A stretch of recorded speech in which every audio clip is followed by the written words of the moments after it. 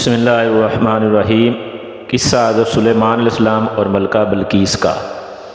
جب اللہ کے نبی اور بادشاہ وقت داؤد علیہ السلام انتقال فرما گئے تو سلیمان علیہ السلام نے عمر مبارک کے صرف 13 بہاریں ہی دیکھی تھیں کہ عظیم الشان سلطنت کا بوجھ ناتواں کاندھوں پر آ گیا۔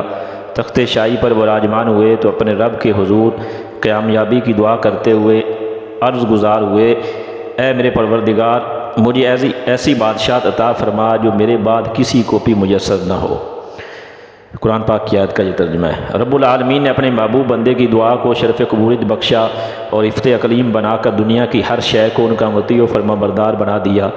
نبوت حکمت سے سرفراز فرما کر ہوا، سمندر، پہاڑ، دریا، چرند پرند، انسان، حیوان، جنات، شیاطین، مال و دولت، نباتات و معدنیات، حتیٰ کہ جانوروں اور پرندوں کی بولیوں کا علم تک اپنے نبی کے قدموں میں ڈھیر کر دیا۔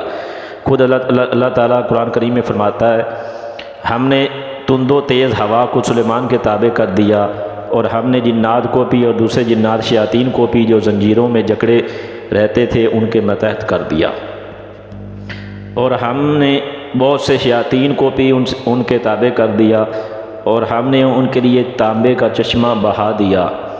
دنیا میں بڑے بڑے بادشاہ گزرے لیکن حضرت سلیمان علیہ السلام جیسی بادشاہت کسی کو نصیب نہ ہوئی۔ جانوروں پرندوں کی بولیوں کا علم اللہ کے برگزیدہ بندے اور بنی اسرائیل کے نبی حضرت سلیمان علیہ السلام کے والد بھی نبی تھے۔ ارشاد باری تعالیٰ ہے، اور ہم نے یقیناً داؤد اور سلیمان علیہ السلام کو علم دے رکھا ہے، اور اللہ تعالیٰ نے حضرت سلیمان علیہ السلام کو جانوروں اور پرندوں کی بولیاں جاننے کا علم دیا تھا۔ ایک مرتبہ حضرت سلیمان علیہ السلام جنوں، انس اور حیوانات کے عظیم الشان لشکر کے ساتھ کسی جگہ تشریف لے جا رہے تھے۔ لشکر عظیم چلتے چلتے ایک ایسی وادی میں پہنچا جو بے شمار چیونٹیوں کا مسکن تھی۔ چیونٹیوں کی ملکہ نے جب انبو کثیر لشکر کو دیکھا تو کہا، اے چیونٹیوں، اپنے اپنے گھروں میں گھس جاؤ، ایسا نہ ہو کہ بے خبری میں سلیمان اور اس کا لشکر تمہیں رون ڈالے۔ حضرت سلیمان علیہ السلام نے اس کی بات سنی تو مسکرا دی اور اللہ تعالیٰ سے دعا کی، اے میرے پروردگار، تو نے مجھے توفیق دی کہ میں تیری ان نعمتوں کا اور احسانات کا شکر بجا لاؤں جو تو نے مجھ پر اور میرے ماں باپ پر کیے۔ حضرت عبداللہ بن عباس رضی اللہ تعالیٰ عنہما سے منقول ہے کہ نبی صلی اللہ علیہ وسلم نے چار جانوروں حشرات کو قتل کرنے سے منع فرمایا ہے۔ ایک چیونٹی، دوسری شہد کی مکھی، تیسرا ہدہد اور چوتھا لٹورا۔ سنن ابو داؤد کی حدیث ہے۔ ہدہد کو حاضر ہونے کا حکم۔ ایک مرتبہ سلیمان علیہ السلام نے سفر کے دوران ہدہد کو حاضر ہونے کا حکم دیا۔ ہدہد اس وقت موجود نہیں تھا۔ اس کے بغیر اطلاع غیر حاضر ہونے پر آپ کو غصہ آ گیا اور فرمایا، اگر ہدہد نے غیر حاضری کی معقول وجہ نہیں بتائی تو اسے سخت سزا دوں گا یا ذبح کر دوں گا۔ حضرت عبداللہ بن عباس رضی اللہ عنہ سے سوال کیا گیا کہ تمام پرندوں میں صرف ہدہد کو کیوں بلایا گیا؟ آپ رضی اللہ عنہ نے جواب دیا، حضرت سلیمان علیہ السلام نے کسی ایسی جگہ قیام فرمایا تھا جہاں پانی کا انتظام نہیں تھا۔ اللہ تعالیٰ نے ہدہد کو یہ خاصیت عطا فرمائی ہے کہ وہ زمین کے اندر کی چیزوں اور زمین کے اندر بہنے والے چشموں کو دیکھ لیتا ہے۔ حضرت سلیمان علیہ السلام کا مقصد یہ تھا کہ ہدہد سے معلوم کریں کہ اس میدان میں کتنی گہرائی میں پانی ہے۔ ہدہد کی نشاندہی کے بعد وہ جنات کو حکم دیتے کہ زمین کھود کر پانی نکالو۔ ہدہد زمین کے اندر کی چیزوں کو دیکھ لیتا ہے، لیکن عجیب بات یہ ہے کہ اسے زمین کے اوپر شکاری کا بچھایا ہوا جال نظر نہیں آتا اور عموماً جال میں پھنس جاتا ہے۔ ہدہد قوم سبا کی خبر لے کر حاضر ہوا۔ ابھی کچھ ہی دیر گزری تھی کہ ہدہد حاضر ہو گیا اور کہنے لگا، قرآن پاک کی آیت کا ترجمہ ہے، میں آپ کے لیے ایک ایسی خبر لایا ہوں جس کا آپ کو علم نہیں ہے۔ میں آپ کے پاس ملک یمن سے ایک سچی خبر لایا ہوں۔ میں نے دیکھا ہے کہ ایک عورت وہاں کے لوگوں پر بادشاہت کر رہی ہے اور اسے وہاں ہر قسم کی چیز میسر ہے۔ اس کا تخت بھی بڑی عظمت والا ہے۔ میں نے اسے اور اس کی قوم کو اللہ تعالیٰ کو چھوڑ کر سورج کو سجدہ کرتے ہوئے پایا، اور شیطان نے ان کے اعمال انہیں آراستہ کر کے دکھائے اور انہیں صحیح رستے سے روک رکھا ہے۔ پس وہ ہدایت پر نہیں آتے کہ اس اللہ کو سجدہ کریں جو آسمانوں اور زمینوں کی پوشیدہ چیزوں کو باہر نکالتا ہے، اور جو کچھ تم چھپاتے ہو اور ظاہر کرتے ہو وہ سب کچھ جانتا ہے کہ وہی عظمت والا عرش کا مالک ہے۔ سلیمان علیہ السلام نے کہا، اب ہم دیکھیں گے کہ تو نے سچ کہا یا جھوٹ۔ تو ایسا کر کے میرا خط لے جا کر دیکھ کہ وہ کیا جواب دیتے ہیں۔ ملکہ بلقیس جس کے پاس خط گیا وہ کون تھی؟ ملکہ بلقیس کی ماں جنات میں سے تھی، ملکہ سبا کا نام تاریخی کتب میں بلقیس بنت شراحیل بتایا گیا ہے۔ ملکہ بلقیس کے باپ دادا ملک یمن کے بادشاہ تھے۔ روایت کے مطابق ملکہ بلقیس کی ماں جنات میں سے تھی۔ ان کے باپ نے ایک جن عورت سے شادی کی تھی جن کا نام بلعمہ بنت شیعان تھا۔ اس کے بطن سے بلقیس پیدا ہوئی۔ اللہ تعالیٰ نے ملکہ بلقیس کو وسیع مملکت، شان و شوکت، مال و دولت، ہیرے جواہرات کے علاوہ خوب حسن و جمال بھی عطا فرمایا تھا۔ ان کی قوم سورج کی پرستش کرتی تھی۔ بعض نے لکھا ہے ایک مجوسی تھے جو آگ سمیت ہر روشنی کی پرستش کرتے تھے۔ حضرت سلیمان علیہ السلام کا خط ہدہد کیسے لے گیا؟ حضرت سلیمان علیہ السلام کا خط ملکہ کے محل میں۔ ہدہد نے حضرت سلیمان علیہ السلام کا خط لیا اور اڑتا ہوا ملک یمن پہنچا اور محل کے اندر ملکہ کو تلاش کرتا ہوا اس کے کمرے تک جا پہنچا۔ دیکھا کہ ملکہ اس وقت آفتاب کی پوجا کر رہی ہے۔ ہدہد خط اس کے قریب ڈال کر وہاں سے ہٹ گیا۔ ملکہ نے اپنے قریب ایک خط پڑھا دیکھا تو بڑی حیران ہوئی، لیکن جب اسے کھول کر پڑھا تو بڑی متفکر ہو گئی۔ چنانچہ فوری طور پر تمام درباری طلب کر لیے۔ ملکہ بلقیس اپنے درباری میں ہیرے جواہرات سے مزین خوبصورت تخت شاہی پر براجمان تھی۔ تمام درباری تجسس بھری نظروں سے ملکہ کی طرف دیکھ رہے تھے اور بے چینی سے منتظر تھے کہ ملکہ عالیہ اچانک ہنگامی اجلاس طلب فرمانے پر کچھ اظہار خیال کریں۔ ملکہ نے وسیع و عریض اور عالی شان دربار کے چاروں جانب ایک نظر دوڑائی، پھر یوں گویا ہوئی: اے اہل دربار، مجھے ایک بڑا اہم اور باوقت خط فلسطین اور شام کے عظیم فرمانروا سلیمان علیہ السلام کی جانب سے موصول ہوا ہے، جو مہربان اللہ کے نام سے شروع ہے، جس میں لکھا ہے کہ تم میرے سامنے سرکشی نہ کرو اور مسلمان بن کر میرے پاس آ جاؤ۔ اے میرے سردار، تم اس معاملے میں مجھے مشورہ دو۔ میں کسی امر کا قطعی فیصلہ تمہارے مشورے اور رائے کے بغیر نہیں کرتی۔ اس پر وہ بولے: ہم بڑے زور آور اور سخت جنگجو ہیں، آگے آپ کو اختیار ہے، آپ خود ہی سوچ لیجئے کہ آپ کیا ہمیں حکم فرماتی ہیں۔ سورۃ النمل آیت نمبر 29 کا یہ ترجمہ ہے۔ بلقیس کے قاصد دربار سلیمانی میں ملکہ سبا نے کہا: یہ طاقتور بادشاہ جب کسی بستی میں داخل ہوتے ہیں تو اسے فتح کرنے کے دوران اجاڑ دیتی ہیں اور وہاں کے باعزت لوگوں کو قتل و غارت کری کے بعد قیدی بنا کر ذلیل و خوار کر دیتے ہیں، اور یہ لوگ بھی ہمارے ساتھ ایسا ہی کریں گے۔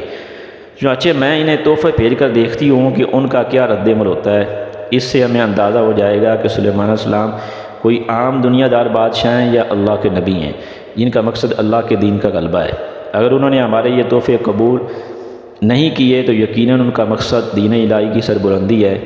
اس صورت میں ہمارے پاس بھی ان کی اطاعت کے سوا کوئی چارہ نہیں ہوگا۔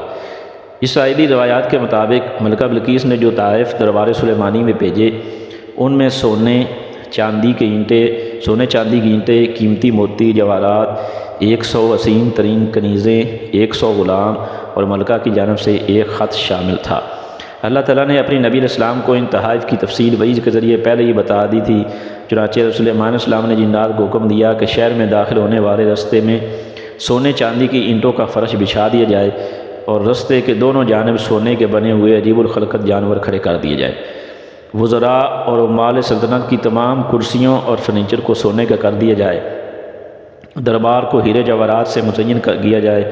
غرض جب ملکہ بلقیس کے قاصد اپنے تحائف لے کر وہاں پہنچے اور انہوں نے یہ سب کچھ دیکھا تو شرمندہ ہونے کے ساتھ ساتھ بہت زیادہ مرعوب بھی ہوئے، یعنی ڈر گئے۔ حضرت سلیمان علیہ السلام نے قاصدوں سے فرمایا: کیا تم لوگ مال و دولت سے میری مدد کرنا چاہتے ہو؟ مگر دیکھ لو جو کچھ میرے اللہ نے مجھے دیا ہے وہ اس سے بہت زیادہ ہے جو تمہیں میسر ہے۔ تمہارے تحفے تمہیں مبارک ہو، انہیں واپس لے جاؤ۔ ہم ان پر ایسے لشکر سے حملہ کریں گے جن کے مقابلے کی ان میں طاقت نہیں ہوگی، اور انہیں وہاں سے بے عزت کر کے نکال دیں گے اور وہ ذلیل و خوار ہوں گے۔ سورۃ النمل آیت نمبر 36-37۔ ملکہ کی ملک شام روانگی۔ جب قاصدوں نے واپس جا کر بتایا تو ملکہ کی ملک شام روانگی ہے۔ قاصد اپنے واپس پہنچے اور سلیمان علیہ السلام کے سخت ترین پیغام کے علاوہ دربار سلیمانی کا آنکھوں دیکھا حال ملکہ کے گوش گزار کیا۔ ملکہ بلقیس ایک سمجھدار، دانا اور جہاں دیدہ عورت تھی۔ فوراً سمجھ گئی کہ یہ کوئی عام بادشاہ نہیں ہے بلکہ واقعی اللہ کے نبی ہیں۔ لہذا اپنے ملک کو جنگ و جدل سے بچانے کے لیے انہوں نے بنفس نفیس حضرت سلیمان علیہ السلام کے دربار میں حاضر ہو کر اپنی اطاعت کا یقین دلانے کا فیصلہ کیا، اور ایک دن اپنے مصاحبین کی ایک جماعت کے ساتھ ملک شام کی جانب روانہ ہو گئی۔ یمن سے ملک شام کا فاصلہ طویل تھا۔ ملکہ ابھی رستے میں ہی تھی کہ اللہ تعالیٰ نے حضرت سلیمان علیہ السلام کو وحی کے ذریعے مطلع فرما دیا کہ ملکہ بلقیس تمہاری فرما بردار بن کر حاضر ہو رہی ہے۔ یہ موقع تھا جب حضرت سلیمان علیہ السلام نے ملکہ اور اس کے مصاحبین کو مزید شان اعجازی دکھانے کا فیصلہ کیا تاکہ وہ جان سکیں کہ اللہ کے نیک لوگ شان و مرتبہ میں کفار سے کہیں زیادہ طاقتور اور باکمال ہوتے ہیں۔ حضرت سلیمان علیہ السلام کا تخت بلقیس حاضر کرنے کا حکم۔ آپ علیہ السلام نے فرمایا، اے سردارو، تم میں سے کوئی ایسا ہے جو ان کے فرما بردار ہو کر پہنچنے سے پہلے ملکہ کا تخت ہمارے پاس حاضر کر دے۔ جنات میں سے ایک قوی ہیکل جن نے کہا، قبل اس کے کہ آپ اپنی جگہ سے اٹھیں میں اس تخت کو آپ کے پاس لا کر حاضر کر دیتا ہوں، میں اس پر قادر ہوں اور ایماندار بھی ہوں۔ ایک شخص جسے کتاب الہی کا علم تھا کہنے لگا، میں آپ کی آنکھ کے جھپکنے سے پہلے اسے آپ کی خدمت میں حاضر کیے دیتا ہوں۔ جب آپ نے اسے اپنے پاس موجود پایا تو کہنے لگے، ھذا من فضل ربی، یہ سب میرے رب کا فضل ہے، تاکہ وہ مجھے آزمائے کہ میں شکر گزاری کرتا ہوں یا کفران نعمت، اور جو شکر کرتا ہے تو اپنے ہی فائدے کے لیے کرتا ہے۔ وہ اہل کتاب کون تھا جس نے یہ تخت لایا تھا پل چکھنے سے پہلے، اور وہ کتاب کون سی تھی، اور وہ علم کیا تھا جس کے زور پر یہ دعویٰ کیا گیا کہ پل چپکتے ہی تخت کو حاضر کر دوں گا، اور ایسا ہی ہوا۔ اس میں مفسرین کے مختلف اقوال ہیں، جبکہ مذکورہ تینوں سوالوں کی پوری حقیقت تو اللہ تعالیٰ ہی جانتا ہے۔ یہاں قرآن کریم کے الفاظ سے جو معلوم ہوتا ہے وہ اتنا ہی ہے کہ وہ کوئی انسان تھا جس کے پاس کتاب الہی کا علم تھا۔ اللہ تعالیٰ نے کرامت اور اعجاز کے طور پر اسے یہ قدرت دی تھی کہ وہ پل چپکتے ہی تخت لے کر آ گیا۔ کرامت اور معجزہ نام ہی ایسے کاموں کا ہے جو ظاہری اسباب اور امور عادیہ کے یکسر خلاف ہوں، اور وہ اللہ تعالیٰ کی قدرت و مشیت ہی سے ظہور پذیر ہوتے ہیں۔ اس لیے نہ شخصی قوت قابل تعجب ہے اور نہ ہی اس کا علم سراغ لانے کی ضرورت ہے۔ اللہ تعالیٰ نے ظاہری طور پر ایک شخص سے کام لیا، ورنہ حقیقت میں تو یہ مشیت الہی کی کار فرمائی تھی کہ چشم زدن میں جو چاہے کر سکتی ہے، یعنی اصل میں اللہ جل شانہ کی ذات نہیں چاہا تھا۔ اور سلیمان علیہ السلام بھی اس حقیقت سے پوری طرح آگاہ تھے۔ یہی وجہ تھی جب انہوں نے تخت کو اپنے سامنے پایا تو اس نے فضل ربی سے تعبیر کیا۔ ملکہ سبا کا تخت کون لایا؟ مولانا مفتی محمد شفیع تحریر فرماتے ہیں کہ ملکہ بلقیس تخت کیوں لایا گیا؟ مفتی شفیع صاحب تحریر فرماتے ہیں کہ ملکہ بلقیس کے تمام اموال و دولت میں تخت شاہی کا انتخاب شاید اس لیے کیا گیا کہ وہ اس کی سب سے زیادہ محفوظ چیز تھی، جسے 7 محلات شاہی کے وسط میں ایک محفوظ محل کے اندر مکفل کر کے رکھا گیا تھا کہ اس کے اپنے آدمیوں کا بھی وہاں سے گزرنا تھا۔ اس کا دروازہ یا قفل توڑے بغیر منتقل ہو جانا اور اتنی مسافت بعیدہ پر پہنچ جانا حق تعالی شانہ ہی کی قدرت کاملہ سے ممکن ہے۔ اقرب یہ ہے کہ ہو سکتا ہے کہ وہ خود حضرت سلیمان علیہ السلام ہی ہوں، کیونکہ کتاب اللہ کا سب سے زیادہ علم انہی کو حاصل تھا۔ اکثر ائمہ تفسیر قتادہ وغیرہ سے ابن جریر قطبی نے اسے جمہور کا قول قرار دیا ہے کہ یہ شخص حضرت سلیمان علیہ السلام کے احباب میں سے تھا۔ ابن اسحاق نے بھی اس کا نام آصف بن برقیہ بتایا ہے، اور یہ کہ وہ حضرت سلیمان علیہ السلام کا دوست تھا۔ بعض روایات میں ان کا خالہ زاد بھائی کہا گیا ہے جنہیں اسم اعظم کا علم تھا۔ شیش محل کا طلسماتی حوض۔ حضرت سلیمان علیہ السلام نے ملکہ سبا کا امتحان لینے کے لیے ان کے تخت میں کچھ رد و بدل کروا دیا۔ جب وہ آئیں تو ان سے پوچھا، کیا تمہارا تخت بھی اسی طرح کا ہے؟ ملکہ نے کہا، یہ تو گویا ہو وہی ہے، اور ہمیں تو پہلے ہی سے معلوم ہو گیا تھا اور ہم فرما بردار ہو چکے ہیں۔ سورۃ النمل۔ ملکہ بلقیس کے آنے سے پہلے حضرت سلیمان علیہ السلام نے ایک ایسی عجیب و غریب عمارت بنانے کا حکم دیا جس میں نیت شفاف شیشہ استعمال کیا گیا تھا۔ اس شیش محل کے سین میں ایک نیت شاندار حوض بنوایا جس کے بہتے پانی میں مچھلیاں اور دیگر آبی جانور بھر کر اسے شیشے سے پاٹ دیا گیا۔ شیشہ اس قدر شفاف تھا کہ ظاہری نظر میں کوئی پہچان ہی نہیں سکتا تھا کہ پانی کے اوپر شیشے کا فرش ہے۔ حوض کا محل وقوع ایسا تھا کہ محل کے اندر جانے کے لیے لا محالہ اس پر سے گزرنا لازم تھا۔ یہ سب کچھ کرنے کا مقصد یہ تھا کہ سلیمان علیہ السلام چاہتے تھے کہ ملکہ بلقیس کو نبوت کی اعجاز و شان دکھانے کے علاوہ انہیں اپنے عظیم الشان سلطنت کی ظاہری شان و شوکت کی ایک جھلک بھی دکھا دیں، تاکہ ملکہ کو سلیمان علیہ السلام کی ظاہری اور باطنی شان و شوکت اور دینی و دنیاوی جاہ و جلال کا اندازہ ہو جائے۔ نیز اللہ تعالیٰ نے اپنے نبی حضرت سلیمان علیہ السلام کو تاریخ انسانیت میں جو ممتاز مقام عطا فرمایا وہ قوم سبا کی ملکہ عالیہ اور مملکت یمن کی فرما روا اور ان کے مصاحبین اپنی آنکھوں سے مشاہدہ کر لیں۔ ملکہ بلقیس قبول اسلام۔ استقبالیہ تقریب کے اختتام پر سلیمان علیہ السلام نے ملکہ بلقیس کو محل کے اس مخصوص حصے کی جانب چلنے کی دعوت دی جو جنات کے ذریعے خصوصی طور پر ملکہ کے لیے تیار کروایا گیا تھا۔ ملکہ سلیمان علیہ السلام کے محل کے طلسم میں کھوئی ہوئی تھی کہ سلیمان علیہ السلام نے ان کو اندرونی کیفیت کا اندازہ کرتے ہوئے انہیں ایک بار پھر محل کے اندرونی حصے میں چلنے کی دعوت دی۔ ملکہ بلقیس دنیا کی عظیم ترین بادشاہت کی حسین ترین ملکہ تھی۔ ان کے وہم گمان میں بھی نہ تھا کہ اس دنیا میں کوئی اور ہستی ان سے بھی زیادہ جاہ و جلال کی مالک ہو سکتی ہے۔ ملکہ حیرتوں کے سمندر میں ڈوبی اپنی نشست سے اٹھی۔ سلیمان علیہ السلام نے ملکہ کو آگے بڑھنے کا اشارہ کیا اور خود چند قدم پیچھے ہو گئے۔ ملکہ نے آگے بڑھ کر شیش محل کے نفیس شفاف فرش پر قدم رکھنا چاہا، لیکن دیکھا کہ سین میں پانی بھرا ہوا ہے جس میں محل کے ستونوں اور میزبانوں کا عکس نظر آ رہا ہے۔ تو ملکہ نے سوچا کہ شاید پانی سے گزر کر آگے جانا بھی اس ملک کی کوئی استقبالی رسم ہوگی۔ چنانچہ انہوں نے پانی سے گیلا ہونے سے بچانے کے لیے اپنا دامن اوپر اٹھایا۔ سلیمان علیہ السلام نے کہا، یہ ایسا محل ہے جس کے نیچے بھی شیشے جڑے ہوئے ہیں۔ وہ بول اٹھی، اے میرے پروردگار، میں خود پر ظلم کرتی رہی ہوں، اب میں سلیمان علیہ السلام کے ساتھ اللہ رب العالمین کی مطیع و فرمانبردار بنتی ہوں۔